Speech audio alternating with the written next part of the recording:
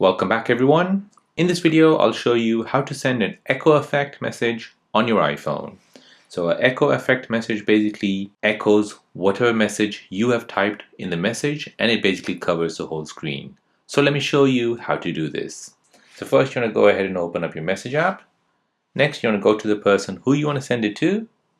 Now here, this really works great if you put down emojis. So for a test, I'll just put down emojis. Now I'll go ahead and long press on this blue arrow until I come to this screen. Then I'll tap on screen at the top right. And now, as you can see, it's echoing whatever I've typed there. So I'm happy with that, so I'll go ahead and tap send.